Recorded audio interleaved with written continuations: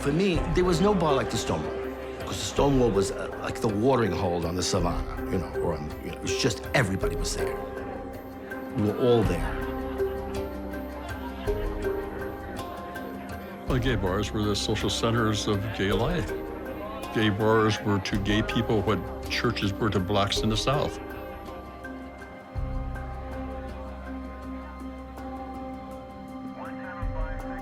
There were no instructions except put them out of business. The first police officer that came in with our group said, "The place is under arrest. When you exit, have some identification, and it'll be over in a short time."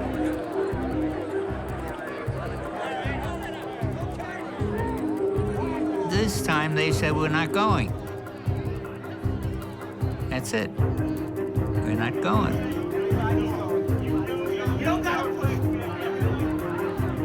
Something snapped. It's like,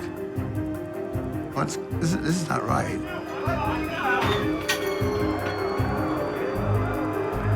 That's what happened Stonewall night to a lot of people. We went, oh my God. I'm not alone. There are other people that feel exactly the same way. Didn't have the manpower. And the manpower for the other side was coming like there was a real war. And then that's what it was a war. This was the Rosa Parks moment, the time that gay people stood up and said no. And once that happened, the whole house of cards that was the system of oppression of gay people started to crumble. In the civil rights movement, we ran from the police. In the peace movement, we ran from the police. That night, the police ran from us. The lowliest of the low. And it was fantastic.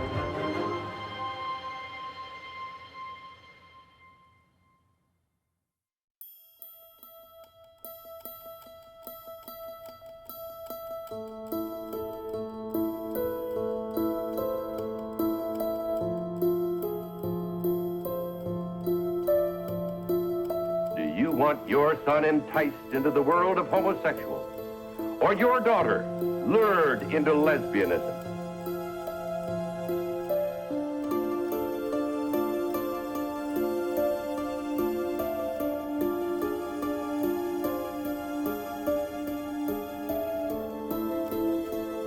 Do you want them to lose all chance of a normal, happy, married life?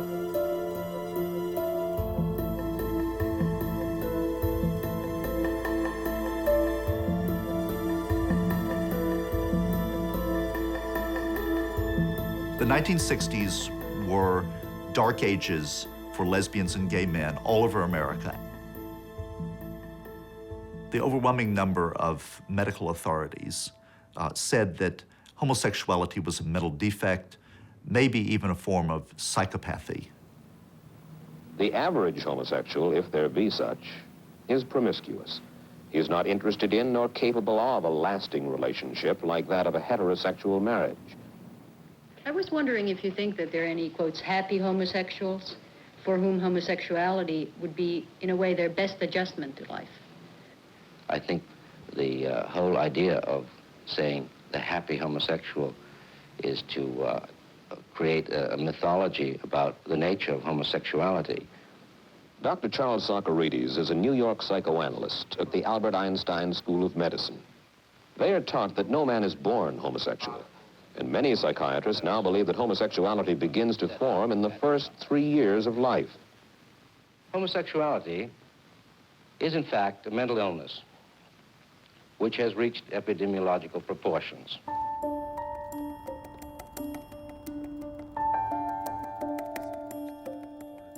In those days, what they would do, these psychiatrists, is they would try to talk you into being heterosexual. If that didn't work, they would do things like aversive conditioning, show you pornography, and then give you an electric shock.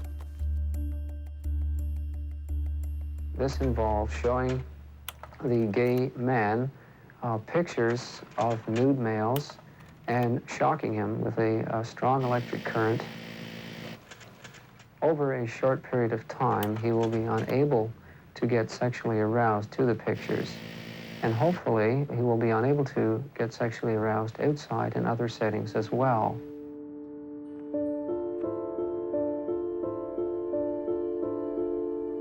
Gay people who were sentenced to medical institutions because they were found to be sexual psychopaths were subjected sometimes to sterilization, occasionally to castration, sometimes to medical procedures such as lobotomies, which were felt by some doctors to cure homosexuality and other sexual diseases.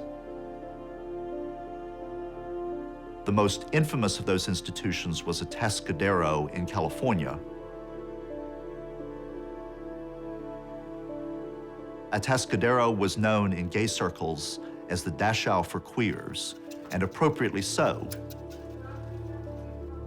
The medical experimentation in Atascadero included administering to gay people a drug that simulated the experience of drowning. In other words, a pharmacological example of waterboarding.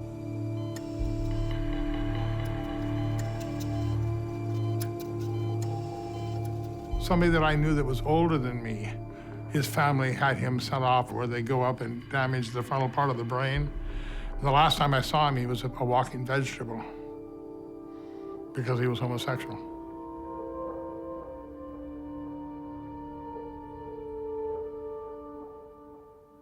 Society expected you to, grow up, get married, have kids, which is what a lot of people did to satisfy their parents.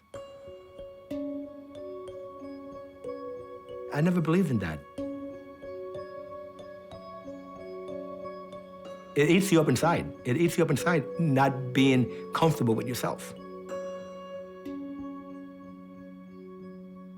When I was growing up in the 50s, I was supposed to get married to some guy, produce, the usual 2.3 children. And I could look at a guy and say, well, objectively, he's good looking. But I didn't feel anything. Just didn't make any sense to me. What finally made sense to me was the first time I kissed a woman. And I thought, oh, this is what it's about. And I knew that I was a lesbian. And I knew that I would go through hell. I would go through fire for that experience, for those kisses.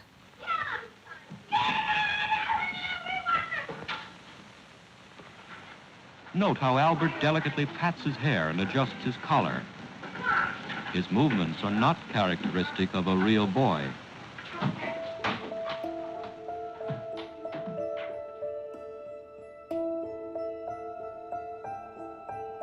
I wasn't labeled gay, just different. Somehow being gay was the most terrible thing you could possibly be. And I just didn't understand that. I just thought you had to get through this, and I thought I could get through it, but you really had to be smart about it, clever, remember everything. Because I really realized I was being trained as a straight person so I could fool these people. As kids, we'd play King Kong. I would wait till there was nobody left to be the girl, and then I would be the girl. If anybody should find out I was gay and would tell my mother who was in a wheelchair, it would have broken my heart, and she would have thought she did something wrong. I could never let that happen, and it never did. I knew that the words that were being said to put down people was about me. I learned very early that those horrible words were about me, that I was one of those people. He's a faggot, he's a sissy, queer.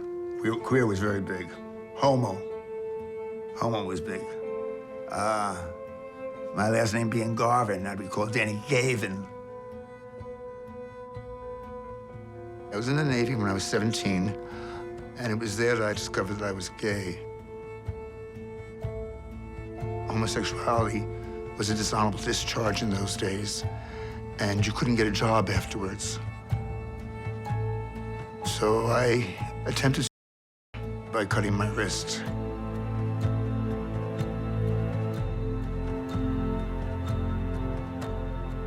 And I met this guy. I broke down crying in his arms, saying, I don't want to be this way. This is not the life I want. I'm losing everything that I have. Kicked out of the church, be damned to hell.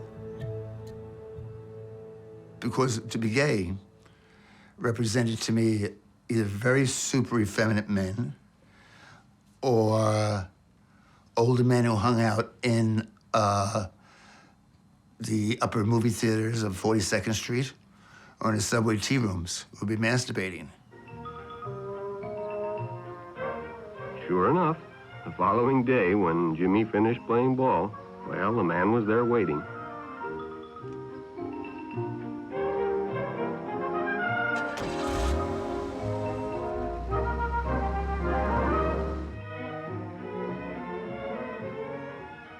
Jimmy hadn't enjoyed himself so much in a long time.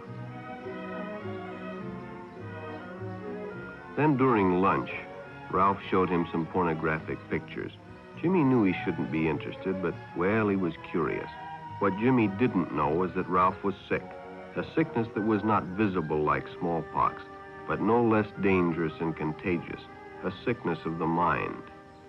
You see, Ralph was a homosexual. One never knows when the homosexual is about. He may appear normal, and it may be too late when you discover he is mentally ill.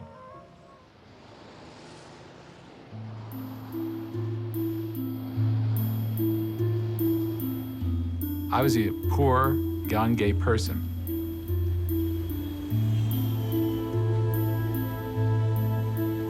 All I knew about was that I heard that there were people down in Times Square who were gay.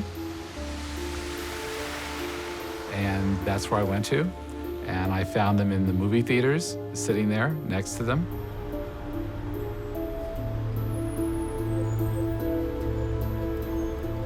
I had cousins 10 years older than me, and they had a car sometimes.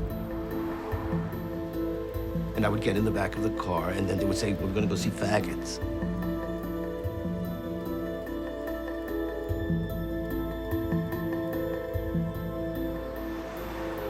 That was one of the things you did in New York. It was like a Barnum and Bailey aspect of it. It was fun to see fags.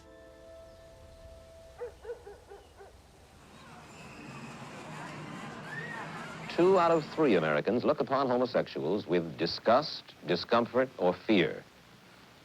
The CBS News Public Opinion Survey indicates that sentiment is against permitting homosexual relationships between consenting adults without legal punishment.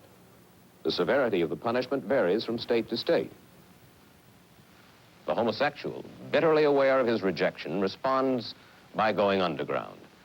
They frequent their own clubs and bars and coffee houses, where they can escape the disapproving eye of the society that they call straight.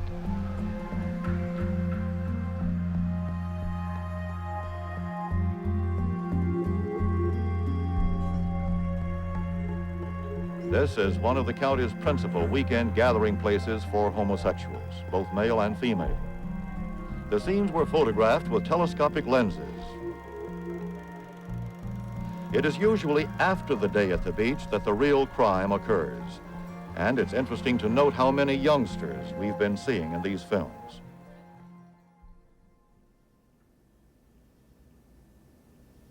There may be some in this auditorium. There may be some here today that will be homosexual in the future. There are a lot of kids here. There may be some girls that'll turn lesbian. We don't know. But it's serious. Don't kid yourselves about it. They can be anywhere. They can be judges, lawyers. We ought to know we've arrested all of them. So if any one of you have let yourself become involved with an adult homosexual or with another boy, and you're doing this on a regular basis, you better stop quick. Because 1 out of 3 of you will turn queer. And if we catch you involved with a homosexual, your parents are going to know about it first. And you will be caught. Don't think you won't be caught. Because this is one thing you cannot get away with. This is one thing that if you don't get caught by us, you'll be caught by yourself. And the rest of your life will be a living hell. I grew up with that. I grew up in a very Catholic household. And the conflict of issues of redemption, of is it possible that if you are this thing called a homosexual, is it possible to be redeemed? Is that conceivable? And that was a very haunting issue for me. I entered the convent at 26 to pursue that question. And I was convinced that I would either stay until I got an answer, or if I didn't get an answer, just stay.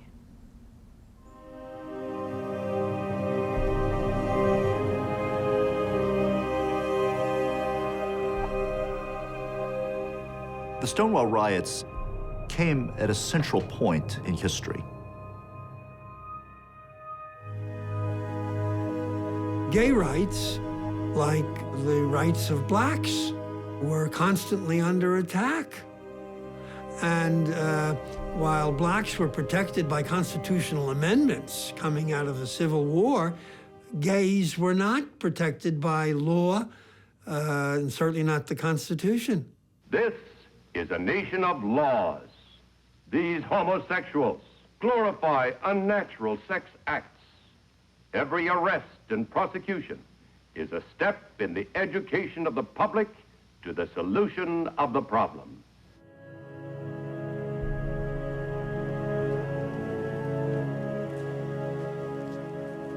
If a gay man is caught by the police and is identified as being involved in what they call lewd and immoral behavior, they would have their person's name, their age, and many times their home address listed in the major newspapers. You're alone. We arrested homosexuals who committed their lewd acts in public places. This 19-year-old serviceman left his girlfriend on the beach to go to a men's room in a park nearby where he knew that he could find a homosexual contact. The men's room was under police surveillance. The only faces you will see are those of the arresting officers. Anyone can walk into that men's room, any child can walk in there and see what you guys were doing. Well, how do you think that would affect them mentally for the rest of their lives? They saw an act like that being... I realize that, but the thing is that for life I'll be wrecked by this record. See, I'm only 19, and this will ruin me.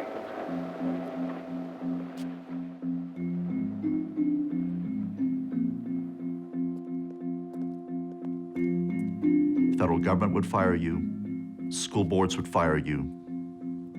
So you couldn't have a license to practice law. You couldn't be a licensed doctor. You needed a license even to be a beautician, and that could be either denied or taken away from you.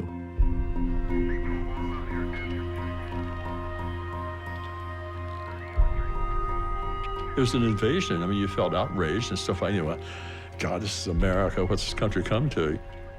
But you live with it. You were used to it. After the third time that it happened or the third time you heard about it, that's the way the world is. It's like, black people got used to being mistreated and going to the back of the bus, and I guess this was sort of our going to the back of the bus.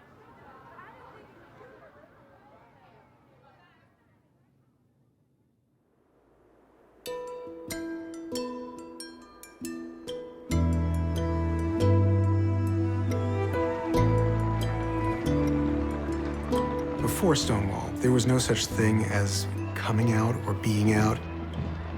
The very idea of being out, it was ludicrous. And people talk about being in and out now. There was no out, there was just in.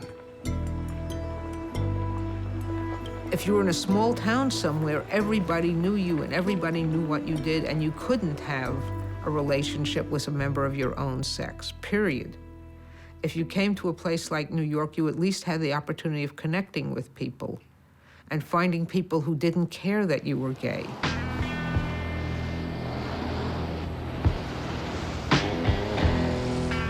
In the early 60s, if you would go near Port Authority, there were tons of people coming in, and they were gay.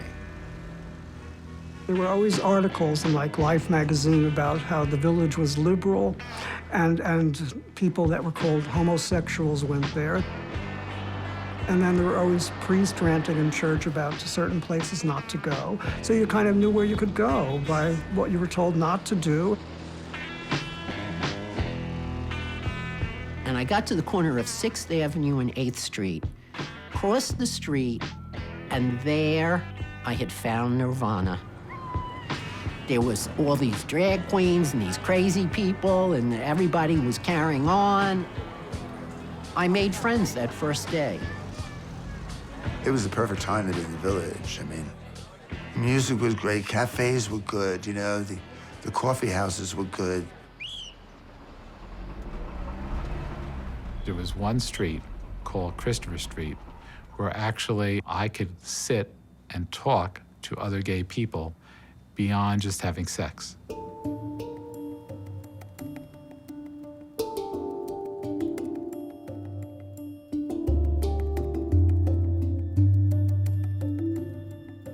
The open gay people that hung out on the streets were basically the have nothing to lose types, which I was. A lot of them had been thrown out of their families. And that crowd between Howard Johnson's and Mama's Chicken Rib was like the basic crowd of the gay community at that time in the village. You gotta remember, the Stonewall Bar was just down the street from there. It was right in the center of where we all were. That was our only block. That was our world, that block. I mean, I came out in Central Park and other places. That wasn't ours. It was borrowed. This was ours. Here's where the Stonewall was. Here's our Mecca.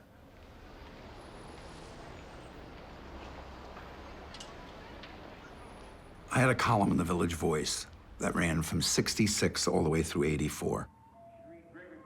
The idea was to be there first. It was an age of experimentation in the sexual area, in psychology, psychiatry, and almost anything you could name. Things were just changing. All the rules were off in the '60s. It was tremendous freedom. It was free, but not quite free enough for us. You had no place to try to find an identity. And when you got a word, the word was homosexuality, and you looked it up, it said the most dreadful things. It said nothing about being a person. It was as if they were identifying a thing. In the '60s, I met Craig Rodwell, who was running the Oscar Wilde bookshop. He brought in gay positive materials and placed that in a setting that people could come to and feel comfortable in. But as visibility increased, the reactions of people increased. The shop had been threatened. We would get hang-up calls where people would curse at us on the phone. We'd had vandalism, windows broken, streams of profanity.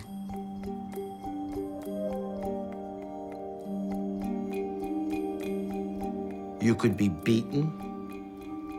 You could have your head smashed in a men's room because you were looking the wrong way. We could lose our memory from the beating. We could be in wheelchairs like some were. Hunted. Sometimes we were hunted. We could easily be hunted. That was a game.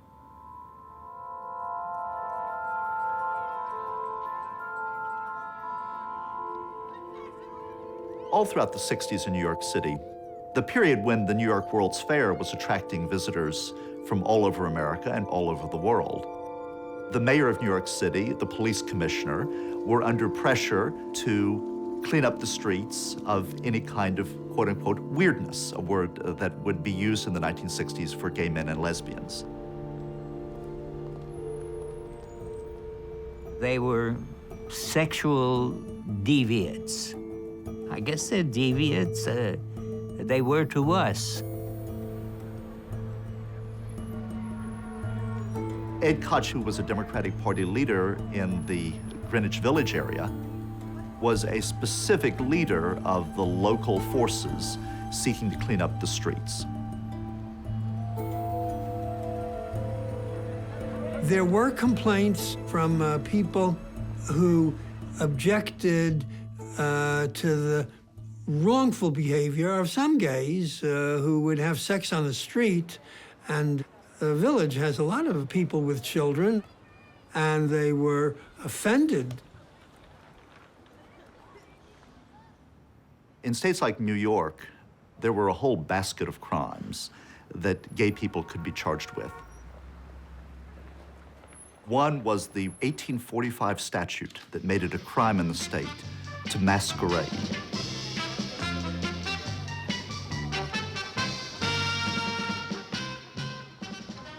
Are those your own eyelashes? No. And Sonia, is that your own hair? No. That's a very lovely dress, too, that you're wearing, Simone. Where did you buy it? Oh, I made it myself. Ladies and gentlemen, the reason for using first names only for these very, very charming contestants is that right now, each one of them is breaking the law.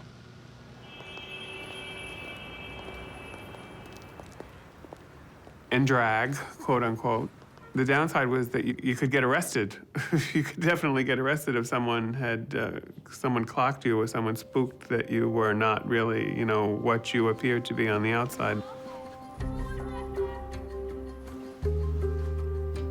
3 articles of clothing had to be of your gender, or you would be in violation of that law. Mind you, socks didn't count. So it was underwear and undershirt. Now, the next thing was going to ruin the outfit.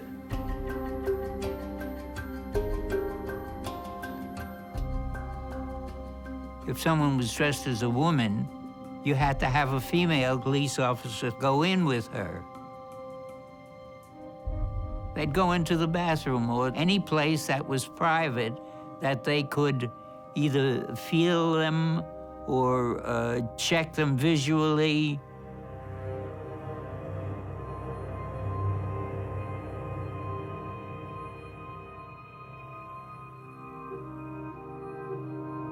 I remember I was in a paddy wagon one time on the way to jail. We were all locked up together on a chain in the paddy wagon, and the paddy wagon stopped for a red light or something, and one of the queens said, "Oh, this is my stop." We did use humor to cover pain, frustration, anger.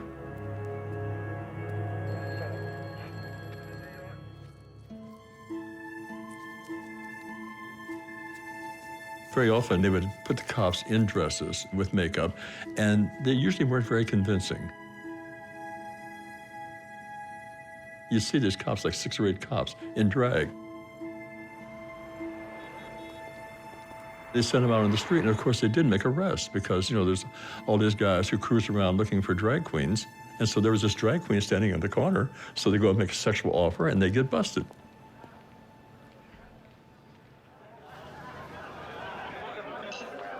The police would zero in on us because sometimes they would be in plain clothes, and sometimes they would even entrap. Yes, entrapment did exist, particularly in the subway system, in the bathrooms. The cops would hide behind the walls of the urinals.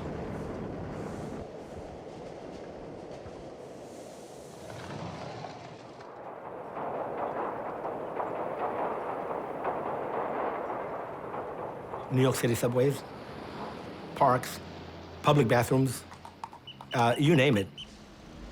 Naturally, you get careless, you fall for it, and the next thing you know, you have silver bracelets on both arms.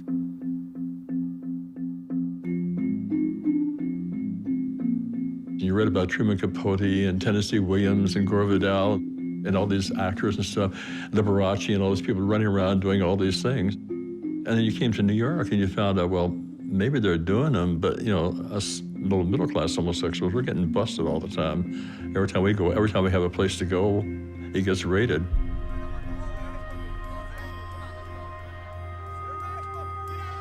Everybody would just freeze, you would clam up. The lights came on, it's like, stop dancing. If that light goes on, you know to stop whatever you're doing and separate. Because that's what they were looking for, any excuse to try to bust the place. It was always hands up. What do you want? Here are my ID cards. You knew they were phonies. And it would take maybe a half hour to clear the place out.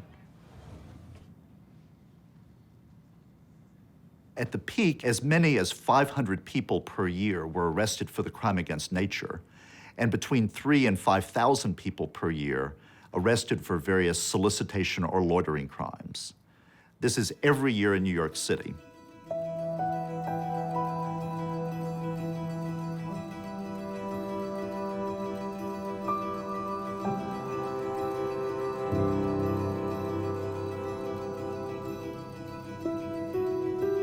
Well, it was a nightmare for the lesbian or gay man who was arrested and caught up in this juggernaut. But it was also a nightmare for the lesbians and gay men who lived in the closet. This produced an enormous amount of anger within the lesbian and gay community in New York City and in other parts of America.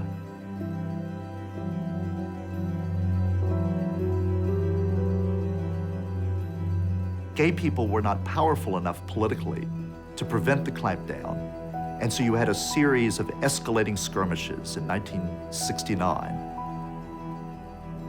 Eventually, something was bound to blow.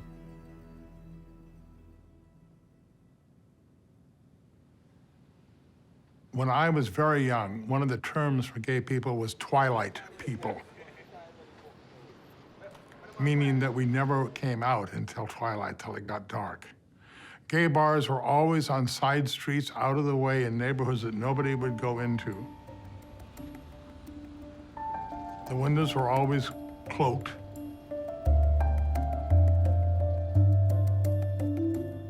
There were gay bars all over town, not just in Greenwich Village. There were gay bars in Midtown, there were gay bars uptown, there were certain kinds of gay bars on the Upper East Side, you know, really, really, really buttoned up straight gay bars. There was at least one gay bar that was run just as a hustler bar for straight gay married men. New York State Liquor Authority had a rule that one known homosexual in a licensed premise made the place disorderly. So nobody would set up a place where we could meet because they were afraid that the cops would come in and close it. And that's how the mafia got into the gay bar business. The mob raised its hand and said, oh, we'll volunteer. You know, we'll set up some gay bars and serve overpriced watered-down drinks to you guys. And the Stonewall was part of that system. The mafia owned the jukeboxes. They owned the cigarette machines. And most of the liquor was off a truck hijacking. It was 100% profit. I mean, they were stealing the liquor, then watering it down, and then charging twice as much as they charged it one door away at the 55.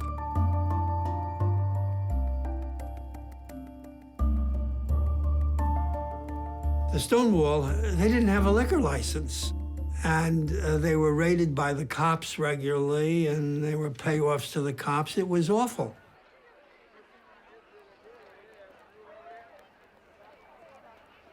I had been in some gay bars, either for a story or gay friends would say, oh, we're gonna go in for a drink there, come on in, are you too uptight to go in? But I had only stuck my head in once at the Stonewall. It was a down at the heels kind of place. It was a lot of street kids and things like that. It was not a place that, in my life, me and my friends paid much attention to. We knew it was a gay bar, we walked past it. It meant nothing to us. It was a bottle club, which meant that I guess you went to the door and you bought a membership or something for $1, and then you went in and then you could buy drinks. We knew that they were serving drinks out of vats and buckets of water, and believed that there had been some disease that had been passed. I never bought a drink at the Stonewall. Never, never, never. Mafia house beer? I mean, does anyone know what that is? The bar itself was a toilet, but it was a refuge. It was a temporary refuge from the street. The Stonewall pulled in everyone from every part of gay life. Everyone from the street kids who were white and black kids from the South, all kinds of designers, boxers, big museum people, medievalists.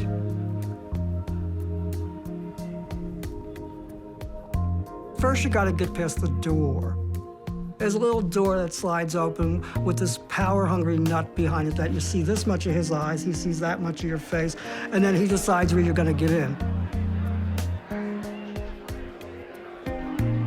Well, in the front part of the bar would be like A-gays, like regular gays that didn't go in any kind of drag, didn't use the word she, that type. But they were gay, 100% gay. And then as you turn into the other room with the jukebox, those were the drag queens around the jukebox. Mary Queen of the Scotch, Congo Woman, Captain Faggot, Miss Twiggy.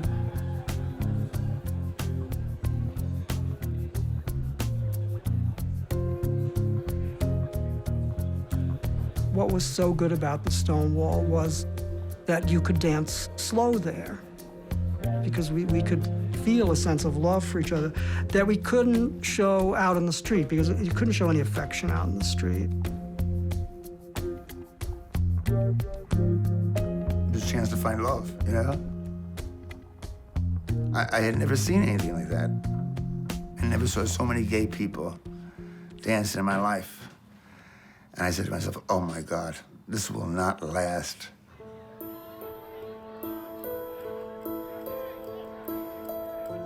Heterosexuals legally had lots of sexual outlets. They called them hotels, motels, lovers' lanes, drive-in movie theaters, etc. Gay people were told we didn't have any of that, and we had no right to such. Except for the few mob-owned bars that allowed some socializing, it was basically verboten. And so we had to create these spaces, mostly in the trucks. And these were meat trucks that in daytime were used by the meat industry for moving dead produce. And they really reeked. But at nighttime, that's where people went to have sex, you know, and there would be hundreds and hundreds of men having sex together in these trucks. I heard about the trucks, which to me was fascinated me. You know, I had an imagination thinking it was like Marseille. How could it be only a few blocks away? But we went down to the trucks, and there people would have sex in the trucks or around the trucks. And it just seemed like fantastic, because the background was this industrial, becoming an industrial ruin. It was a masculine setting. It was a whole world. I'd go in there, and I would look, and I would just cringe because, you know, people would start touching me. And, hello, what are you doing there if you don't want to be touched? But I was just curious. I didn't want to participate because, number one, it was so packed. I mean, I'm talking like sardines. It was definitely dark, it was definitely smelly and raunchy and dirty, and that's the only places that we had to meet each other, was in the very dirty, despicable places. And there we weren't allowed to be alone. The police would raid us still. So you're outside, and you see like two people walking toward these trucks. And you think, oh, I think I'll go in there. You go in there, and there's like a lot of people in there. It's all dark. Then the cops come up and make what used to be called the bubblegum machine. That was, back then, a cop car only had one light on the top that spun around. The term like authority figures wasn't used back then. That was just Lily Law, Patty Pig, Betty Badge.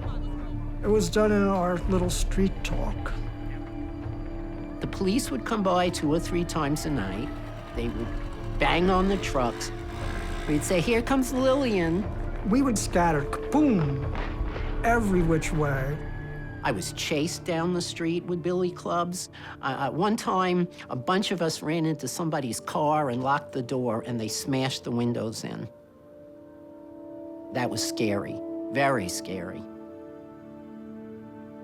Whenever you see the cops, you run away from them. Absolutely. And many people who were not lucky felt the cops. They would not always just arrest. They would many times use clubs and beat.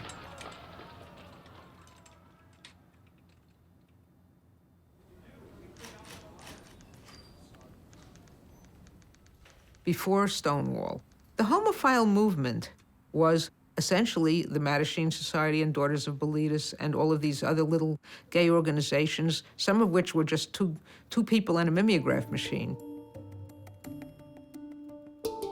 The Mattachine Society was the first gay rights organization, and they literally met in a space with the blinds drawn. They were afraid that the FBI was following them.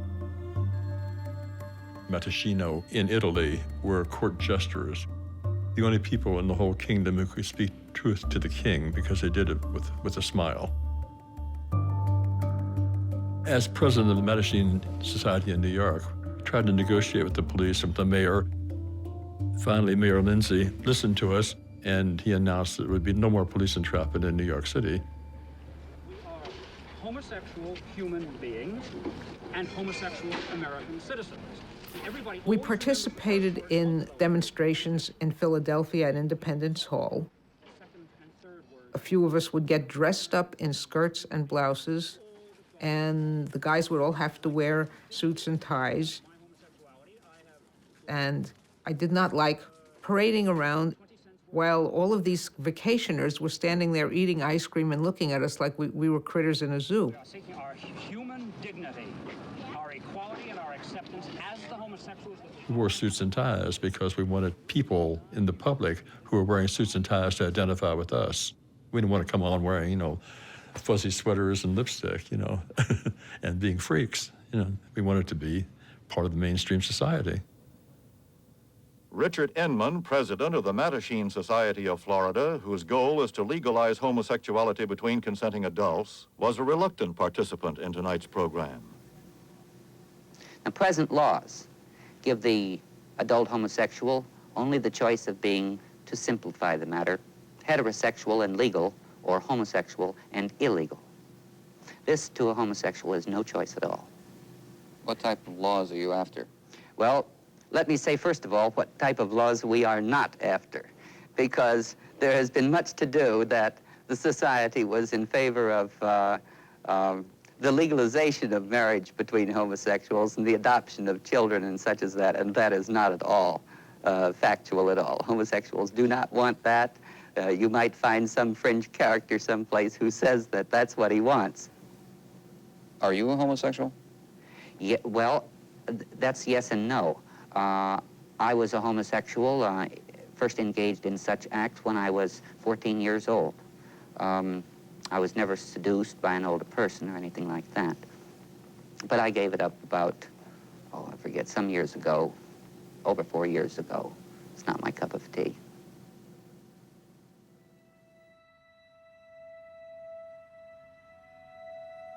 They wanted to fit into American society the way it was. And I had become very radicalized in that time.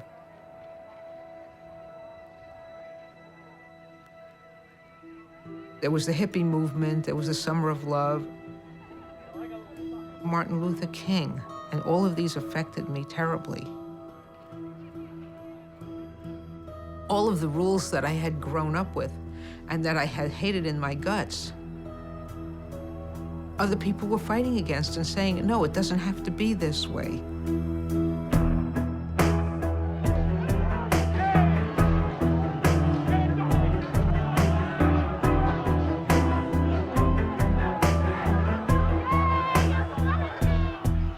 And deep down, I believe because I was gay and couldn't speak out for my rights was probably one of the reasons that I was so active in the civil rights movement. It was a way to vent my anger at being repressed.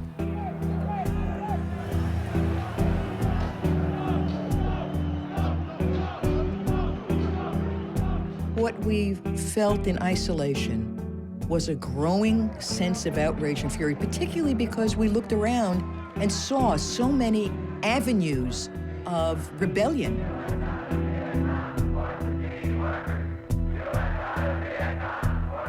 We had thought of women's rights.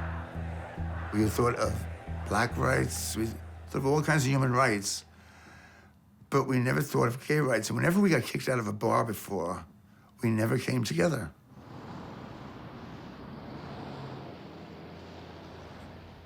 The election was in November of 1969, and this was the summer of 1969. This was June.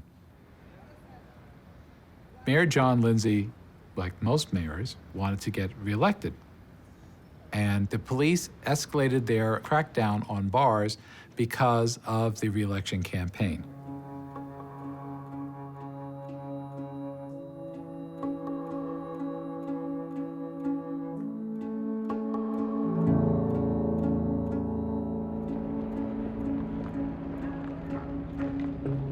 All of straight America, in terms of the middle class, was recoiling in horror from what was happening all around them at that time, in that summer and the summer before.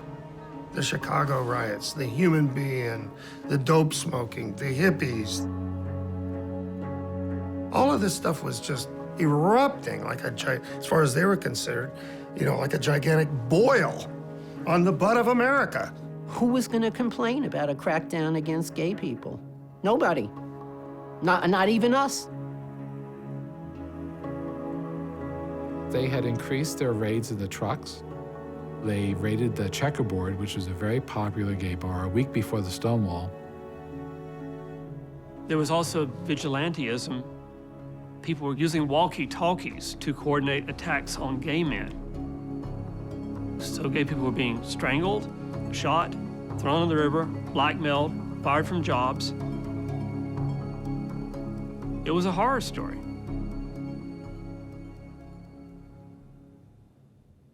I had just turned 18 on June 27th, 1969. And I was celebrating my birthday at the Stonewall. Beginning of our night out started early. When we got dressed for that night, we had cocktails and we put the makeup on. I was wearing my mother's black and white cocktail dress that was empire waisted. I didn't think I could have been any prettier than that night.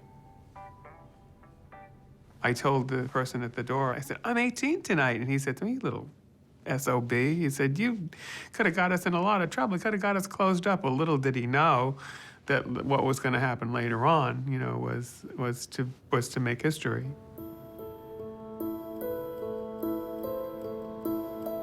I remember it being a clear evening with a big black sky and the biggest white moon I ever saw.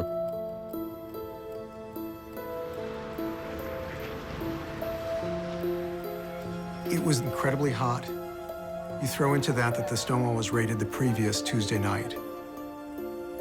So it was a perfect storm for the police. They didn't know what they were walking into.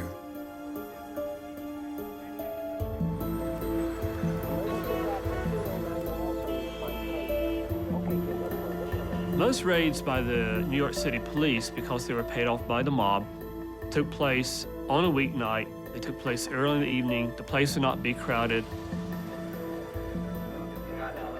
This was a highly unusual raid. Going in there in the middle of the night with a full crowd, the mafia hasn't been alerted, the 6th precinct hasn't been alerted. We only had about 6 people altogether from the police department. Knowing that you had a precinct right nearby that would send assistance. We were in the back of the room, and the lights went on. So everybody stopped what they were doing, because now the police started coming in, raiding the bar. They pushed everybody like to the back room and slowly asking for IDs. Meanwhile, there was crowds forming outside the Stonewall, wanting to know what was going on. We were talking about the revolution happening, and we were walking up 7th Avenue, and we were thinking that it was either Black Panthers or the Young Lords are going to start it. And we turned the corner from 7th Avenue onto Christopher Street, and we saw the paddy wagon pull up there. And some people came out and were being very dramatic, throwing their arms up in a V, you know, as the victory sign. That night, I'm in my office. I look down the street, and I could see the Stonewall sign, and I started to see some activity in front. So I run down there, and as I'm looking around to see what's going on, police cars, different things happening, it's getting bigger by the minute. And the people coming out weren't going along with it so easily. A rather tough lesbian was busted in the bar, but when she came out of the bar, she was fighting the cops and was trying to get away. And the harder she fought, the more the cops were beating her up, and the madder the crowd got. And I ran into Howard Smith on the street. The Village Voice was right there. And Howard said, boy, there's like a riot gonna happen here. And I said, yeah, and the police were showing up. And so Howard said, we've got police press passes upstairs. You know, Howard's concern was, and my concern was, if all hell broke loose, they'd just start busting heads. At least if you had press, maybe your head wouldn't get busted. Things started off small, but there was an energy that began to flow through the crowd. People were screaming, pig, copper. People started throwing pennies.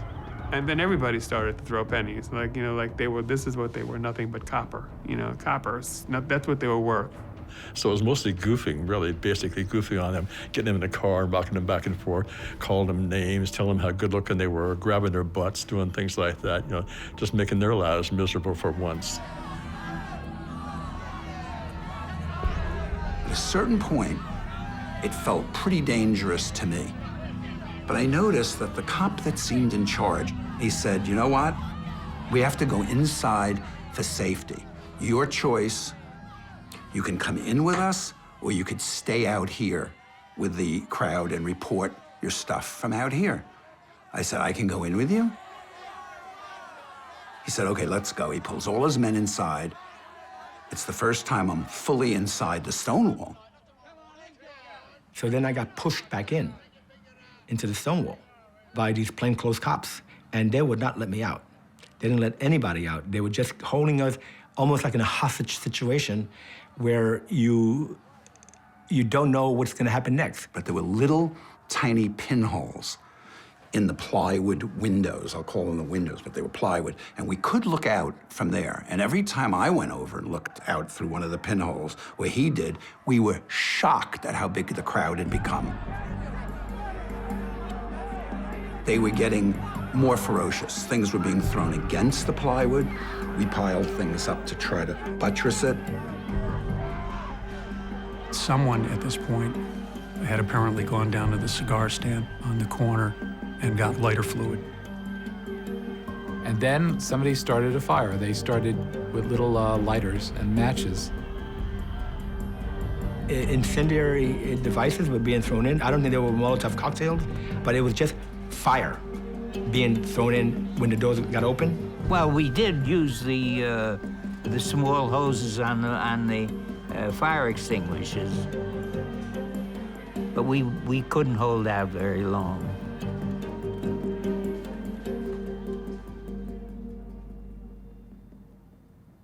I was very anti-police, had many years already of activism against the forces of law and order. This was the first time I could actually sense, not only see them fearful, I could sense them fearful.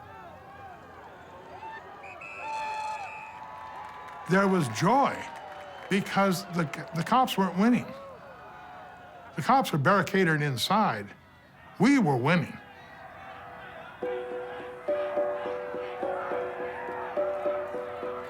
I was with a group that we actually took a parking meter out of the ground, 3 or 4 people, and we used it as a battering ram. Oh, Miss New Orleans, she wouldn't be stopped. And she was quite crazy. And when she grabbed that, everybody knew she couldn't do it alone, so all the other queens, Congo women and queens like that started, and they were hitting that door. I mean, they were making some headway. Bam, bam, and bash, and opening, and go, whoa!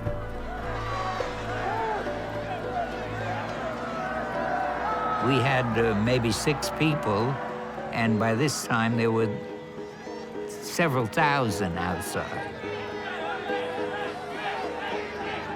You could hear screaming outside, a lot of noise from the protesters. And it was a good sound. It was a real good sound to know that, you had a lot of people out there pulling for you. I did try to get out of the bar, and I thought that there might be a way out through one of the bathrooms. Somebody grabbed me by the leg and told me I wasn't going anywhere. The moment you stepped out that door, there would be hundreds facing you. It was terrifying. It was as bad as any situation that I had met in during the Army. Had just as much to worry about. Our goal was to hurt those police. I wanted to kill those cops for the anger I had in me. And the cops got that. And they were lucky that door was closed. They were very lucky, because I was from the streets. And I keep listening and listening and listening, hoping I'm gonna hear sirens any minute. And I was very freaked, because if they weren't there fast, I was worried that there was something going on that I didn't know about, and they weren't gonna come. Our radio was cut off every time we got on the police radio. That never happened before. So at that point, the police are extremely nervous, and a couple of them had pulled out their guns. I actually thought, as all of them did, that we were going to be killed. And if enough people broke through, they would be killed and I would be killed. They'd think I'm a cop, even though I had a big Jufro haircut and a big handlebar mustache at the time. But I'm wearing this police thing. I'm thinking, well, if they break through, I better take it off really quickly. But they're going to come this way, and we're going to be backing up. And who knows what'll happen. We told this to our men, don't fire. Don't fire until I fire. And he went to each man and said it by name, like, Joe, if you fire your gun without me saying your name and the words fire, you will be walking a beat on Staten Island all alone on a lonely beach for the rest of your police career. Do you understand me? Well, I had to act that I wasn't nervous, that this is normal stuff. But everybody knew it wasn't normal stuff. And everyone was on edge, and that was the worst part of it, because you knew they were on edge. And you knew that the first shot that was fired meant all the shots would be fired.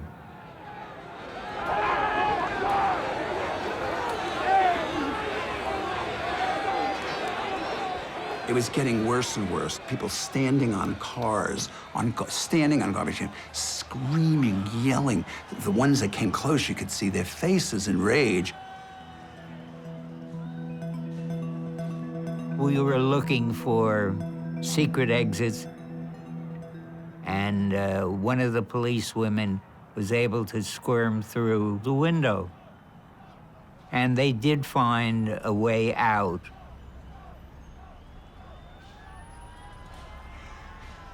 All of a sudden, in the background, I heard some police cars, and we all relaxed.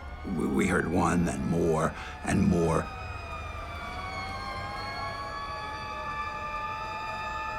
So the cops came with all these buses, like 5 buses, and they all were full of tactical police force. And they wore dark police uniforms and riot helmets, and they had billy clubs, and they had big plastic shields like Roman army, and they actually formed a phalanx.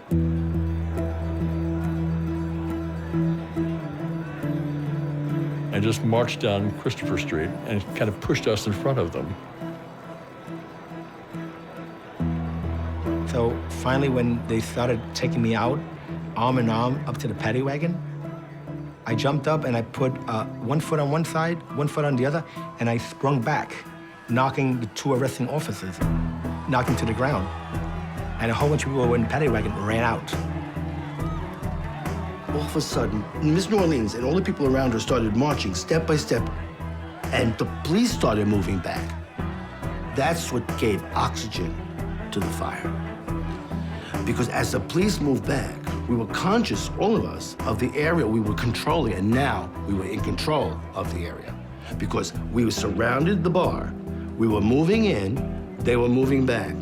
And by the time the police would come back towards Stonewall, that crowd had gone all the way around to Washington Place, come all the way back around, and were back pushing in on them from the other direction, and the police would wonder, these are the same people or different people?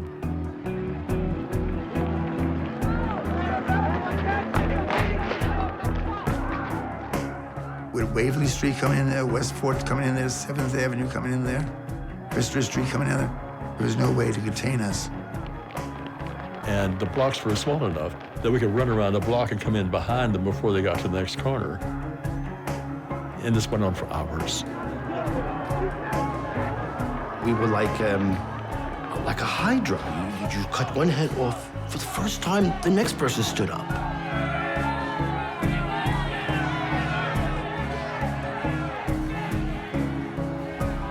All of a sudden, the police faced something they had never seen before. Gay people were never supposed to be threats to police officers. They were supposed to be weak men, limp-wristed, not able to do anything. And here they were lifting things up and fighting them and attacking them and beating them.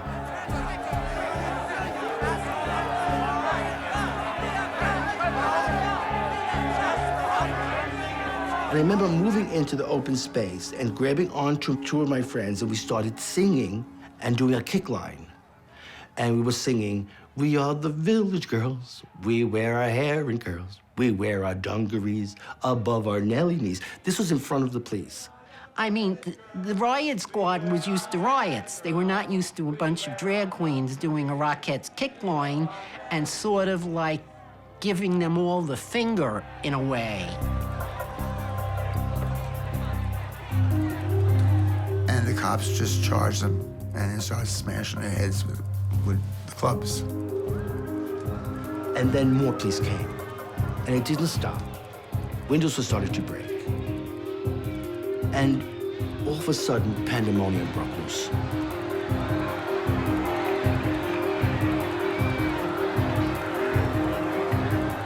What they did in the Stonewall that night, I went in there and they took bats and just busted that place up. The mirrors, all the bottles of liquor, the jukebox, the cigarette machines.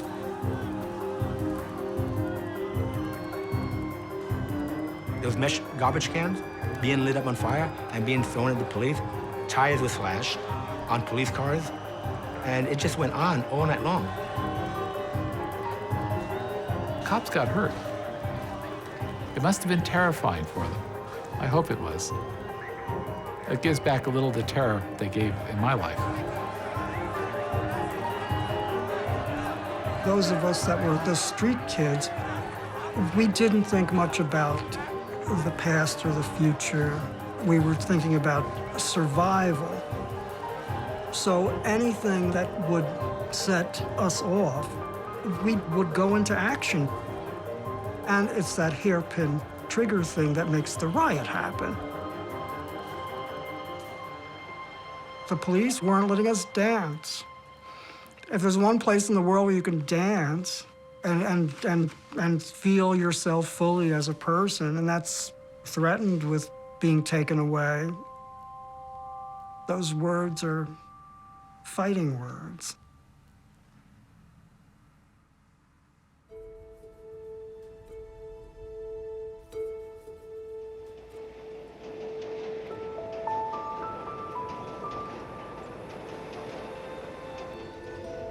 The day after the first riot, when it was all over, and I remember sitting, the sun was soon to come, and I was sitting on the stoop, and I was exhausted, and I looked at that street. It was dark enough to allow the street lamps to pick up the glitter of all the broken glass, and all the debris, and all the different colored cloth that was in different places, as if an artist had arranged it. It was beautiful. It was like mica. It was like the streets we fought on was strewn with diamonds. It was like a reward. I really thought that, you know, we did it, but we're going to pay dearly for this.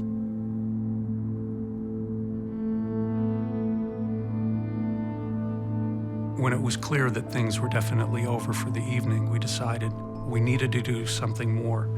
We knew that this was a moment that we didn't want to let slip past because it was something that we could use to bring more of the groups together. Leaflets in the 60s were like the internet today. That night, we printed a box. We had 5,000. It was a leaflet that attacked the relationship of the police and the mafia and the bars that we needed to see ended.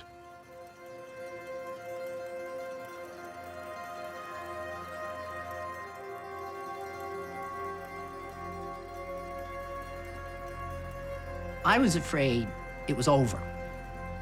And there was like this tension in the air, and it just like built and built.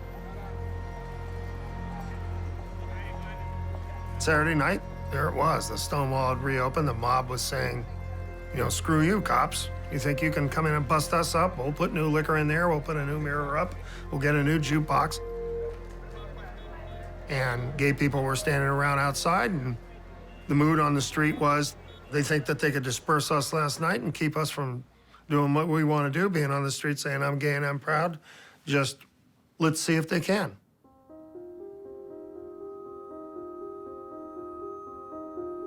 People in the neighborhood, the most unlikely people, were starting to support it. My father said, "I'll charm you fags rioted." Gay people who had good jobs, who had everything in life to lose, were starting to join in. Even non-gay people. There were Black Panthers and there were anti-war people.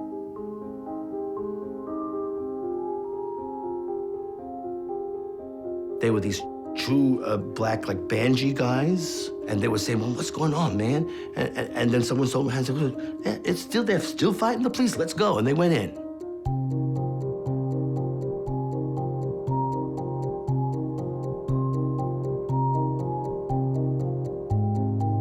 The tactical patrol force on the second night came in even larger numbers and were much more brutal. There were occasions when you did see people get nightsticked or disappear into a group of police, and you know, everybody knew that was not going to have a good end.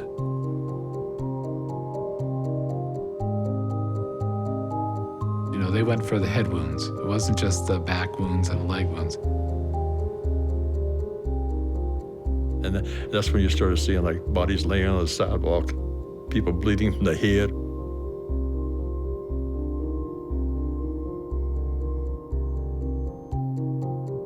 They started busting cans of tear gas. And there was tear gas on Saturday night right in front of the Stonewall.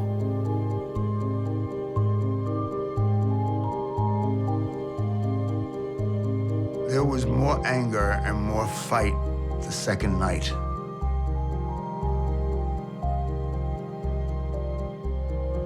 There was no going back now. There was no going back. There was no, we had discovered a power that we weren't even aware that we had.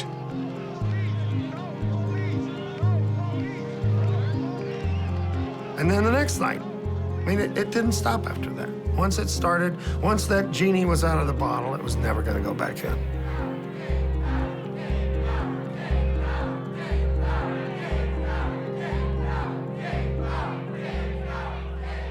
It really should have been called Stonewall Uprising. They really were objecting to how they were being treated. That's more an uprising than a riot.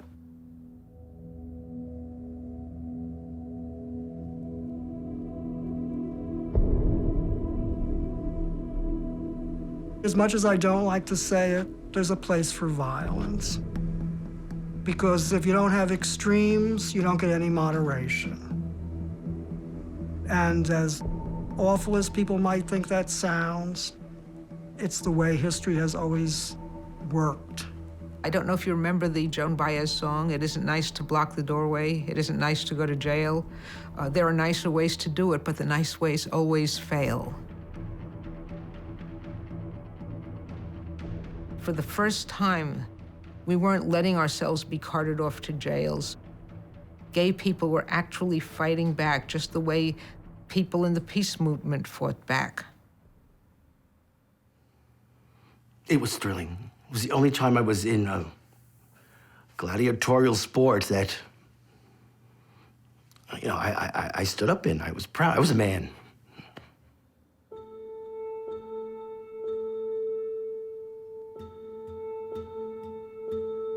The New York Times, I guess, printed a story, but it wasn't a major story. I mean, you got a major incident going on down there, and I didn't see any TV cameras at all. There'd been a riot of that proportion in Harlem, my God. You know, there would have been cameras everywhere. Well, I famously used the word fag. In the lead sentence, I said, "the forces of faggotry." And the first gay power demonstration, to my knowledge, was against my story in the Village Voice on Wednesday. They put some people on the street right in front of the Village Voice protesting the use of the word fag in my story. And, you know, and the Village Voice at that point started using the word gay.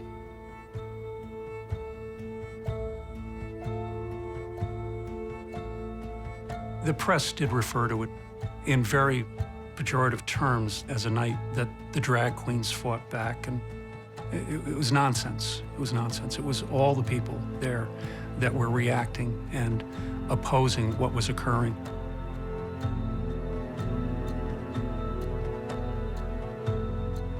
We became a people. We didn't necessarily know where we were going yet, you know, what organizations were going to be or how things would go, but we became something I, as a person, could all of a sudden grab onto that I couldn't grab onto when I would go to a Subway tea room as a kid or a 42nd Street movie theater, you know, or being picked up by some dirty old man. You know, all of a sudden I had brothers and sisters, you know, which I didn't have before.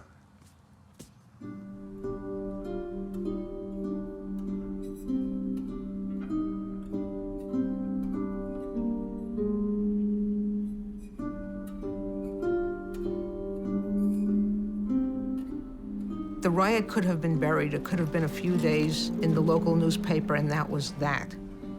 But we had to follow up. We couldn't just let that be a blip that disappeared.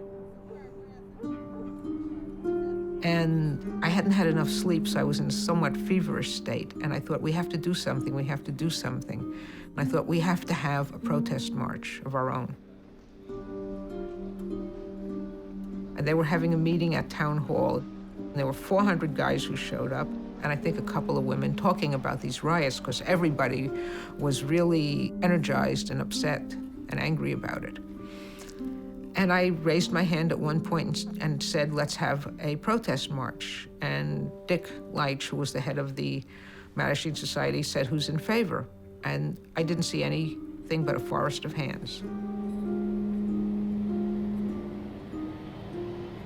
The effect of the Stonewall riot was to change the direction of the gay movement. We were going to propose something that all groups could participate in. And what we ended up producing was what's now known as the Gay Pride March.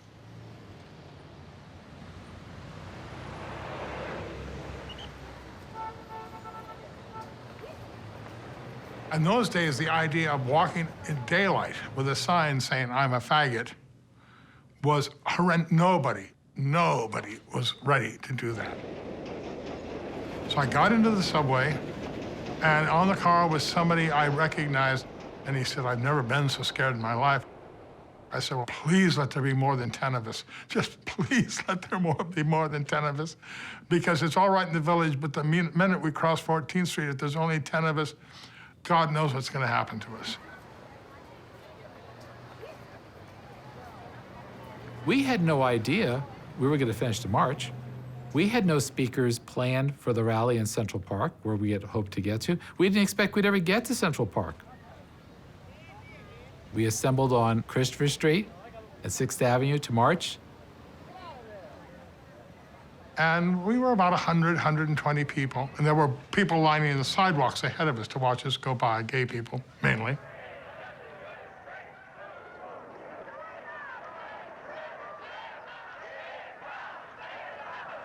And we were going fast. People that were involved in it, like me, referred to it as the first run. We had been threatened, bomb threats. We had been, people could take shots at us. We were scared. But as we were going up 6th Avenue, it kept growing.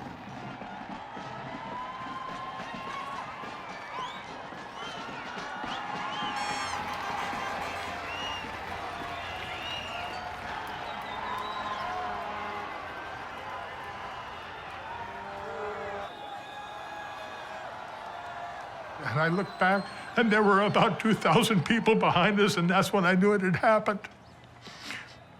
I say I cannot tell this without tearing up. And Peter and I walked the rest of the whole thing with tears running down our face.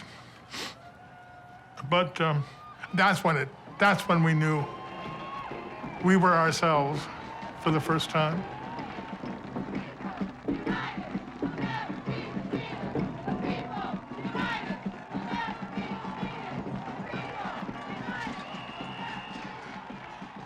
America thought we were these homosexual monsters, and we were so innocent, and oddly enough, we were so American.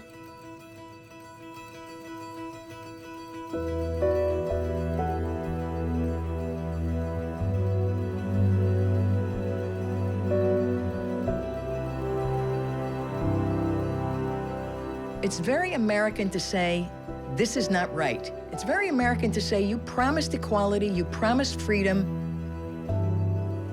And in a sense, the Stonewall riots said, get off our backs, deliver on the promise.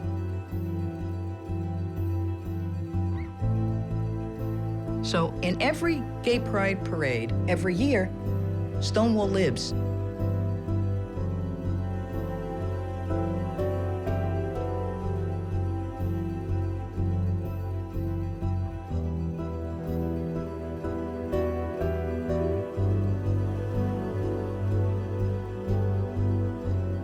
It was another great step forward in the story of human rights. That's what it was.